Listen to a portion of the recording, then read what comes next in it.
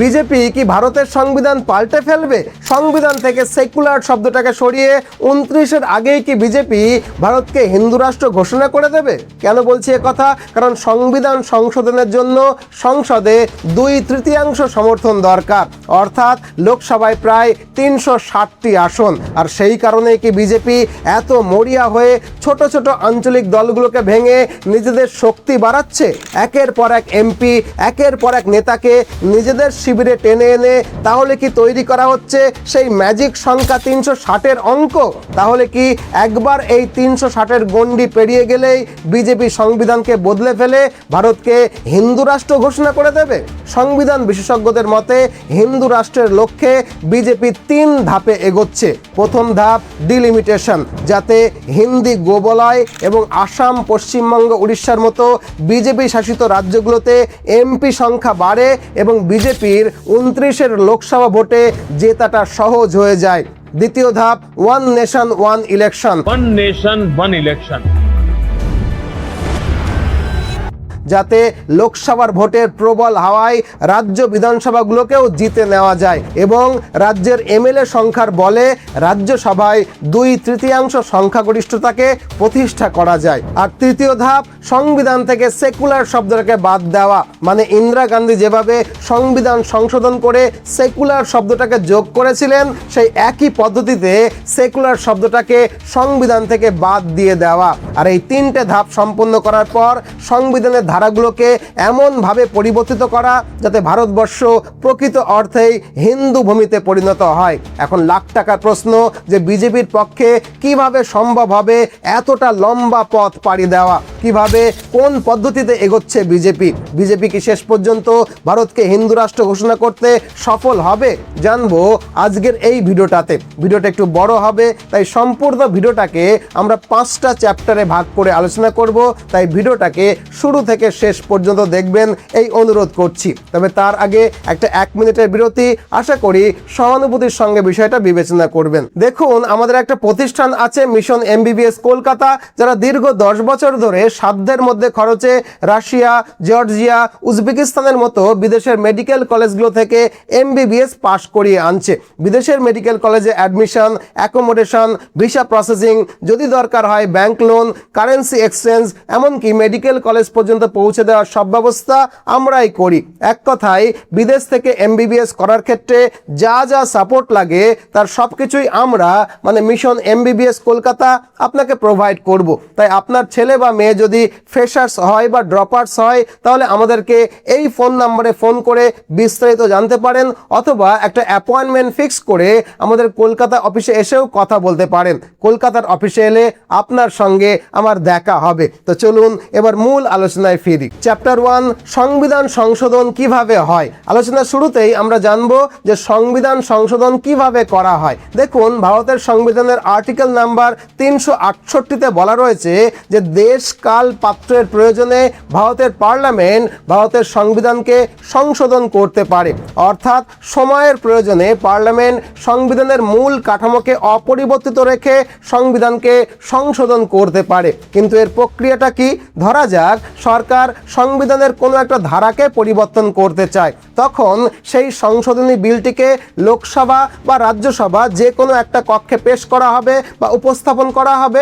এবার বিলটি পাশ করবার জন্য উভয় কক্ষেই মোট সদস্য সংখ্যার সংখ্যাগরিষ্ঠতা এবং উপস্থিত ও ভোটদানকারী সদস্যদের অন্তত 2/3 সমর্থন লাগবে এবং তারপরে রাষ্ট্রপতি সই করলে বিলটা আইনে পরিণত হবে। আশা করি বিষয়টা বুঝলেন। কিন্তু কিছু কিছু ক্ষেত্রে, যেমন রাষ্ট্রপতির নির্বাচন পদ্ধতি, সুপ্রিম কোর্টের ক্ষমতা বা কেন্দ্র রাজ্য সম্পর্কের মতো সেন্সিটিভ বিষয়ে সংবিধান সংশোধনের জন্য ওই বিলটাকে সংসদের 2 কক্ষে 2/3 ভোটে পাশ হওয়ার পর আবার অন্তত অর্ধেক রাজ্যের বিধানসভাতেও পাশ হতে হবে।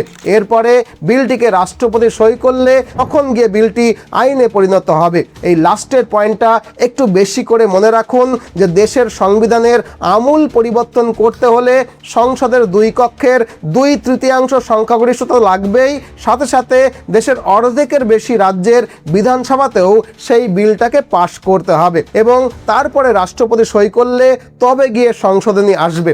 এই শর্তটাকে মনে রাখুন, কারণ হিন্দু রাষ্ট্র ঘোষণার বিষয়টা আমি যখন আলোচনা করব তখন এই শর্তটা কিন্তু কাজে লাগবে।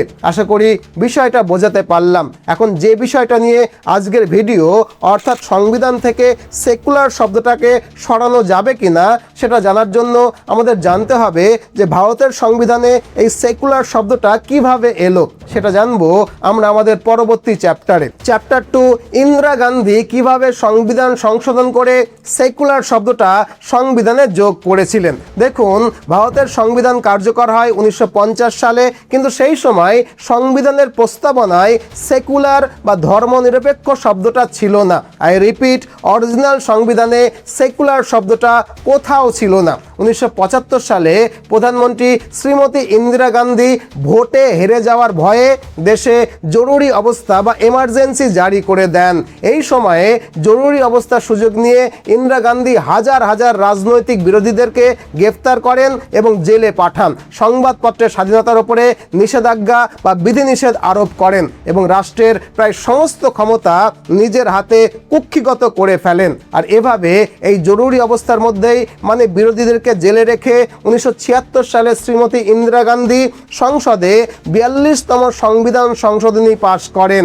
এই সংশোধনীতে তিনি তার রাজনৈতিক সুবিধাকে মাথায় রেখে সংবিধানের অসংখ্য আর্টিকেলকে বদলে ফেলেন বা সংশোধন করেন এবং নিজের রাজনৈতিক সুবিধা মতো অসংখ্য নতুন আইন সংবিধানে যোগ করেন বা বাদ দেন। 42তম সংবিধান সংশোধনীতে তিনি এত সংখ্যক আইন, এত সংখ্যক ধারা একসঙ্গে বদল করেন যে 42তম সংবিধান সংশোধন প্রক্রিয়াটাকেই মিনি সংবিধান বলা হয়। বিষয়টার গুরুত্ব নিশ্চয়ই উপলব্ধি করতে পাচ্ছেন। অর্থাৎ নিজের রাজনৈতিক উচ্চাকাঙ্ক্ষাকে চরিতার্থ করতে সংবিধানের বহু গুরুত্বপূর্ণ অংশ ইন্দিরা গান্ধী পাল্টে ফেলেছিলেন। তবে এর মধ্যে সবচেয়ে বড় পরিবর্তনটা ছিল সংবিধানে সেকুলার শব্দটাকে যোগ করা। অর্থাৎ বিরোধীদেরকে জেলে রেখে গায়ের জোরে ভয়ভীতি প্রদর্শন করে লোকসভা এবং রাজ্যসভায় বিশেষ সংখ্যাগরিষ্ঠতায় মানে 2/3 ভোটে তিনি বিলটিকে পাশ করান। এরপরে রাষ্ট্রপতির সম্মতি লাভ করে সংবিধানের প্রস্তাবনায় সেকুলার শব্দটা আনুষ্ঠানিকভাবে যুক্ত হয়ে যায়। অর্থাৎ 42তম সংবিধান সংশোধনীর মাধ্যমে সংবিধানের প্রস্তাবনায় দুটি নতুন শব্দ যোগ করা হয়, সোশ্যালিস্ট মানে সমাজতান্ত্রিক এবং সেকুলার মানে ধর্মনিরপেক্ষ। এর ফলে আমাদের সংবিধানের অরিজিনাল প্রস্তাবনা যেখানে লেখা ছিল সোভারিয়ান ডেমোক্রেটিক রিপাবলিক, এটা থেকে পরিবর্তিত হয়ে গিয়ে নতুন হয় সোভারিয়ান সোশ্যালিস্ট সেকুলার ডেমোক্রেটিক রিপাবলিক, মানে দুটো শব্দ এক্সট্রা যুক্ত হয়ে যায়। অর্থাৎ মূল সংবিধানের কোথাও সেকুলার শব্দটার উল্লেখ না থাকা সত্ত্বেও ইন্দিরা গান্ধী জরুরি অবস্থা জারি করে সেকুলার শব্দটাকে ভারতের সংবিধানের প্রস্তাবনায় যোগ করেন, যাতে পরবর্তী লোকসভার ভোটে বিশেষ ধর্মের ভোট ব্যাংকে তিনি নিজের পক্ষে ধরে রাখতে পারেন। অর্থাৎ সার কথা হলো, এভাবে দেশে জরুরি অবস্থা জারি করে দেশের হাজার হাজার বিরোধী রাজনৈতিক নেতাদেরকে জেলে রেখে সংবাদ মাধ্যমের কণ্ঠ রোধ করে একরকম জোর করে ভারতের সংবিধানে সেকুলার শব্দটাকে চাপিয়ে দিয়েছিলেন শ্রীমতী ইন্দিরা গান্ধী। আশা করি এই অবধি বুঝলেন। এখন প্রশ্ন হলো, সংবিধান থেকে সেকুলার শব্দটাকে বাদ দিয়ে পুনরায় অরিজিনাল সংবিধানে ফেরত যেতে গেলে আমাদেরকে কি করতে হবে। দেখুন, শুরুতেই বলেছি সংবিধানের আর্টিকেল নাম্বার 368 অনুযায়ী সংবিধান সংশোধন করতে গেলে আমাদের একইভাবে লোকসভা এবং রাজ্যসভায় বিশেষ সংখ্যাগরিষ্ঠতা মানে 2/3 সংখ্যাগরিষ্ঠতা লাগবে। এখন ভারতের সংসদে লোকসভায় মোট সদস্য সংখ্যা 543, কিন্তু এখন মনে হয় এটা 540 জন রয়েছে এবং রাজ্যসভায় সদস্য সংখ্যা 245 জন। যদি মোট সদস্য সংখ্যার 2/3 হিসেব করা হয় তাহলে লোকসভায় 540 গুণিত 2/3 মানে 360 এবং রাজ্যসভায় 245 গুণ 2-3 মানে 164টি আসন। অর্থাৎ সংবিধান সংশোধন করতে গেলে লোকসভায় 360 এবং রাজ্যসভায় 164টি আসন দরকার হবে। এখন প্রশ্ন হলো বিজেপি কিভাবে লোকসভায় 360টি এবং রাজ্যসভায় 164টি আসনকে জোগাড় করবে, এটাই জানবো আমরা আমাদের পরবর্তী চ্যাপ্টারে। চ্যাপ্টার 3, বিজেপি কি সত্যিই 360-এর গণ্ডি পেরোতে পারবে? দেখুন 2024 সালের লোকসভা নির্বাচনে বিজেপি এককভাবে 240টি আসন পেয়েছিল। যদিও ভোটের আগে তারা 400 পারে স্লোগান দিয়েছিল, সেটা অন্য কথা। তবে বিজেপির নেতৃত্বাধীন এনডিএ জোটের মোট আসন সংখ্যা প্রায় 293-তে গিয়ে পৌঁছেছিল। আর সংখ্যাগরিষ্ঠতা প্রমাণ করে বিজেপি সরকার গঠন করেছিল, এটা আমরা সবাই জানি। এখন প্রশ্ন হলো বিজেপি মানে এনডিএ 293 থেকে 360-এর লক্ষ্যে কিভাবে পৌঁছবে। এজন্যই বিজেপির অন্যতম নেতা অমিত শাহ নতুন করে অপারেশন লোটাস 2.0 শুরু করেছেন। মানে বিরোধী দলগুলোকে ভেঙে তাদের সাংসদদেরকে নিজেদের দলে টেনে নেওয়ার by hook or by crook প্রচেষ্টা শুরু করেছেন। এখন প্রশ্ন হলো যে ইচ্ছে করলেই কি ছোট দলকে ভেঙে তাদের এমপিদেরকে নিজেদের দলে অন্তর্ভুক্ত করা যায়? এর কোনো সাংবিধানিক পথ আছে কি? এর উত্তর হলো হ্যাঁ, যায়, এবং সাংবিধানিকভাবেই যায়। কিভাবে? দেখুন ভারতের সংবিধানের 10ম তফসিল বা 10th শিডিউলে দলত্যাগ বিরোধী আইন বা অ্যান্টি ডিফেকশন ল বলে একটা আইন রয়েছে। এই আইন অনুযায়ী কোনো সাংসদ সরাসরি দলবদল করলে তার সদস্য পদ ইমিডিয়েট খারিজ হয়ে যাবে। কিন্তু যদি কোনো দলের 2/3 সদস্য একসঙ্গে অন্য দলে মিশে যায়, সেটিকে মার্জার বা একীভূতকরণ হিসেবে ধরা হবে। সেক্ষেত্রে অ্যান্টি ডিফেকশন ল কিন্তু আর প্রযোজ্য হবে না।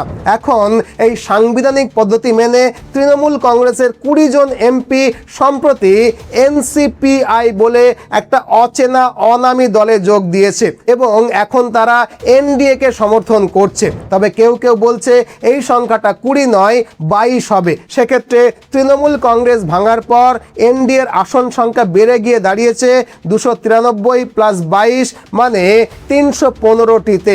একইভাবে শোনা যাচ্ছে যে উত্তরপ্রদেশের অখিলেশ যাদবের সমাজবাদী দলের এমপিদের একটা বড় অংশ ভেঙে বাইরে বেরিয়ে এসে এনডিএতে যোগ দিতে চলেছে।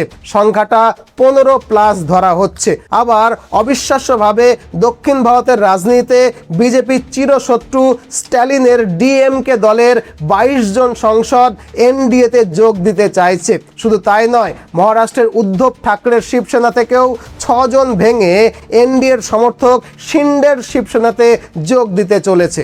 আর এর সবই হবে অ্যান্টি ডিফেকশন লয়ের 2/3 ফর্মুলা মেনে, মানে সাংবিধানিকভাবে। মানে সংখ্যাটা গিয়ে দাঁড়ালো 315 + 15 + 22 + 6 মানে 358টিতে। মানে 360 হতে বাকি থাকলো মাত্র 2টি লোকসভার আসন।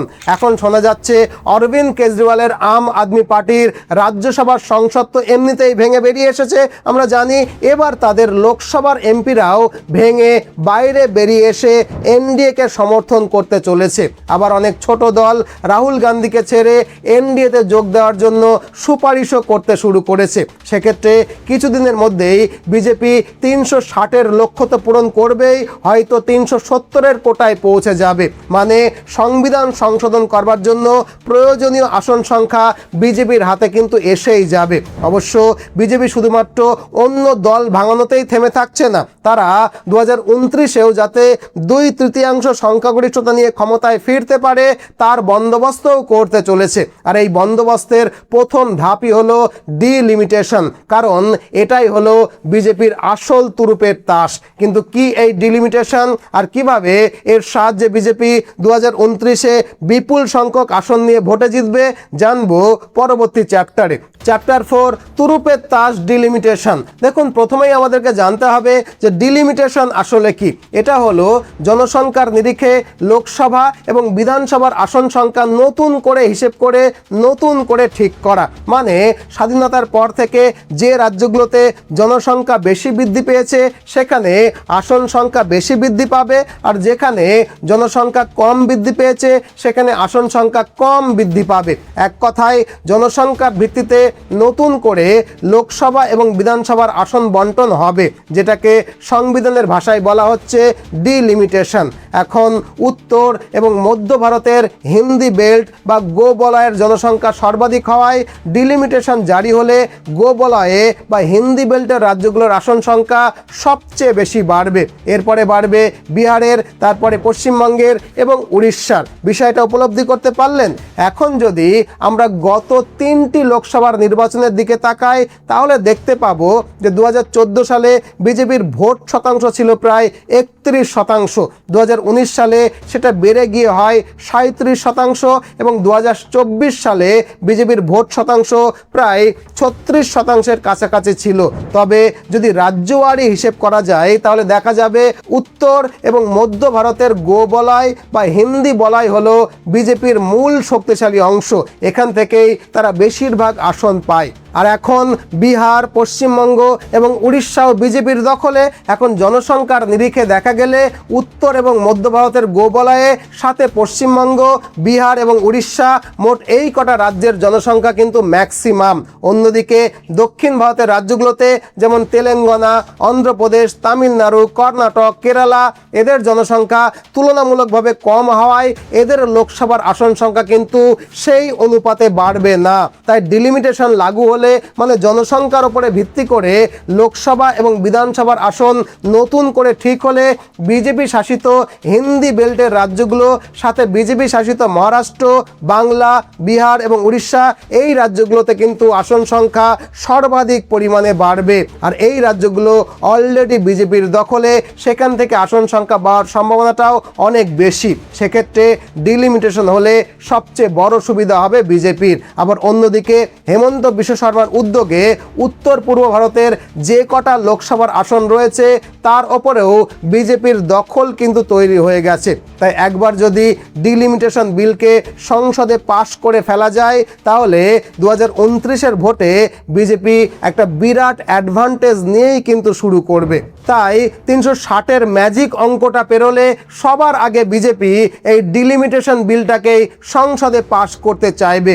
অর্থাৎ এর মাধ্যমে বিজেপি 2029-এর বড় মার্জিনে জিতে আসতে পারে বলেই কিন্তু বিশেষজ্ঞ মহল মনে করছে। তবে ডিলিমিটেশনের মধ্য দিয়ে 2029-এর ভোটে, লোকসভার ভোটে 2/3 সংখ্যাগরিষ্ঠতা নিশ্চিত করা গেলেও রাজ্যসভায় 2/3 আসন নিশ্চিত করতে গেলে রাজ্যগুলোতে বিজেপির সরকার কিন্তু আসা চায়। কারণ রাজ্য বিধানসভার এমএলএ সংখ্যার উপরে ভিত্তি করেই কিন্তু ভারতের সংসদে রাজ্যসভার আসন ঠিক হয়। আর এজন্যই বিজেপির পরবর্তী মাস্টার স্ট্রোক হলো ওয়ান নেশন ওয়ান ইলেকশন, অর্থাৎ এক দেশ এক ভোট। কিন্তু কিভাবে এটা বিজেপিকে হেল্প করবে জানবো পরবর্তী chapter 5 one nation one election, বিজেপির দ্বিতীয় ধাপ। দেখুন, ওয়ান নেশন ওয়ান ইলেকশন মানে এক দেশ এক ভোট, মানে লোকসভা ভোটের সাথে সাথে দেশের প্রতিটা রাজ্যের বিধানসভা ভোট একসঙ্গে অনুষ্ঠিত হবে। এই বিলটা বিজেপি বহুদিন ধরেই কিন্তু পাশ করতে চাইছে। এখন সংসদে বিজেপি 360-এর ম্যাজিক অঙ্কটা পার করতে পারলে তারা এই বিলটাকেও পাশ করিয়ে নেবে। আর সেটা হলে 2029 সালে আমরা লোকসভা ভোটের সাথে সাথে প্রতিটা রাজ্যে বিধানসভার ভোটও দেখতে পাবো। এখন লোকসভার নির্বাচন সাধারণত জাতীয় ইস্যুকে কেন্দ্র করেই হয়, আর বিধানসভা নির্বাচন হয় রাজ্যের স্থানীয় ইস্যুকে কেন্দ্র করে। যদি দুটো নির্বাচন একসঙ্গে হয় তাহলে জাতীয় ইস্যুর ঢেউয়ে অনেক সময় রাজ্যের স্থানীয় সমস্যাগুলো চাপা পড়ে যাওয়ার সম্ভাবনাটাই কিন্তু বেশি। মানে ন্যাশনাল লেভেলের প্লেয়ার হওয়ার জন্য বিজেপি অটোমেটিক কিন্তু একটা বড় অ্যাডভান্টেজ পাবে। আর তাছাড়া বর্তমানে বিজেপি দেশের সবচেয়ে বড় এবং আর্থিকভাবে সবচেয়ে শক্তিশালী রাজনৈতিক দল। তাদের সাংগঠনিক কাঠামো দেশের প্রায় প্রতিটা রাজ্যে বিস্তৃত। তাই একসঙ্গে সব রাজ্যে নির্বাচন হলে সবচেয়ে বেশি অ্যাডভান্টেজ পাবে বিজেপি। বিরোধীদের পক্ষে, বিশেষ করে ছোট আঞ্চলিক দলগুলোর পক্ষে একই সময়ে লোকসভা এবং বিধানসভা এই দুই স্তরের নির্বাচনী প্রচার চালানো এবং বিশেষ করে খরচ সামলানো ভীষণ রকমের কঠিন হয়ে যাবে। তাছাড়া অর্থ বলে বলিয়ান বিজেপি দেশ জুড়ে এমনভাবে প্রবল হাওয়া তুলবে, তাতে শতভাগে বিচ্ছিন্ন বিরোধীরা কিছু করে উঠতে পারবে বলে মনে হচ্ছে না, এটাই বিশেষজ্ঞরা মনে করছেন। ফলে 2029-এর লোকসভার সাথে সাথে রাজ্যের বিধানসভাগুলোতেও বিজেপি তার জয় নিশ্চিত করবে বলেই বিশেষজ্ঞ মহল মনে করছেন। আর দেশের অধিকাংশ রাজ্যে বিজেপির সরকার ক্ষমতায় এলে একসঙ্গে দুটি কাজ হয়ে যাবে। এক, যেহেতু রাজ্যের বিধায়কদের ভোটেই রাজ্যসভার এমপি নির্বাচিত হয়, সেক্ষেত্রে রাজ্যসভাতেও বিজেপি 2/3 সংখ্যাগরিষ্ঠতাকে নিশ্চিত করে ফেলতে পারবে। আর দুই, সংবিধানকে আমূল পরিবর্তন করে ফেলতে হলে সংসদের লোকসভা এবং রাজ্যসভার 2/3 সংখ্যাগরিষ্ঠতার সাথে সাথে দেশের অর্ধেক রাজ্যের বিধানসভাতেও এই বিলটা পাশ করাতে হয়। প্রথমেই আমরা বলেছি, তাই দেশের অর্ধেকের বেশি বিধানসভা যদি বিজেপির দখলে থাকে তাহলে চাইলেই অতি সহজেই সংবিধানের আমূল পরিবর্তন করে ফেলতে পারে বিজেপি। আশা করি বিষয়টা আপনারা বুঝলেন। এখন লাখ টাকার প্রশ্ন হলো, তাহলে কি বিজেপি সংবিধানের প্রস্তাবনা থেকে সেকুলার শব্দটাকে সরিয়ে দিতে পারবে? এর উত্তর আমরা জানবো আমাদের পরবর্তী চ্যাপ্টারে। চ্যাপ্টার 6, সেকুলার শব্দটাকে হটিয়ে ভারতকে হিন্দু রাষ্ট্র ঘোষণা করা কি সম্ভব হবে? দেখুন, বিজেপি বা এনডিএ যদি সংসদের উভয় কক্ষে 2/3 সংখ্যাগরিষ্ঠতা অর্জন করতে পারে তাহলে অনায়াসেই ইন্দিরা গান্ধীর মতো সংবিধান সংশোধন করে সেকুলার শব্দটাকে খুব সহজেই সংবিধান থেকে সরিয়ে দিতে পারবে। আর এটা বিজেপি করবে বলেই আমি অন্তত মনে করি, কারণ এটা তাদের বহু প্রচারিত রাজনৈতিক এজেন্ডাগুলোর মধ্যে একটা। তবে দেশকে হিন্দু রাষ্ট্র ঘোষণা করার আগে সংবিধানের আমূল পরিবর্তন করা দরকার হয়ে পড়বে। আর সংবিধানের সব ক্ষেত্রে আমূল পরিবর্তন করতে গেলে সংসদের উভয় কক্ষে 2/3 সংখ্যাগরিষ্ঠতা দরকার হবেই, সাথে সাথে অর্ধেকের বেশি রাজ্যের বিধানসভাগুলোতেও এই বিলটাকে পাশ করাতে হবে। তাই প্রথমে ডিলিমিটেশন এবং পরে এক দেশ এক ভোটের মাধ্যমে যদি বিজেপি অর্ধেকের বেশি রাজ্যে ক্ষমতায় আসতে পারে, সেক্ষেত্রে হ্যাঁ, সংবিধানের আমূল পরিবর্তন করা সম্ভব হবে এবং দেশকে আইনিভাবে হিন্দু রাষ্ট্রে পরিণত করাটাও সম্ভব হবে। তবে যদি আমার কথা শোনেন তাহলে ব্যক্তিগতভাবে আমার মনে হয় যে বিজেপি ভারতকে হিন্দু রাষ্ট্র ঘোষণা না করে সংবিধানের আর্টিকেলস এবং ধারাগুলোকে এমনভাবে পরিবর্তিত করবে যাতে নামে হিন্দু রাষ্ট্র না হলেও প্রকৃত অর্থে দেশটা হিন্দু রাষ্ট্রেই পরিণত হয়ে যায়। আশা করি বিষয়টাকে আপনাদের বুঝিয়ে বলতে পারলাম। এখন আপনাদের কাছে আমার প্রশ্ন, বিজেপি কি ভারতকে হিন্দু রাষ্ট্র ঘোষণা করতে পারবে?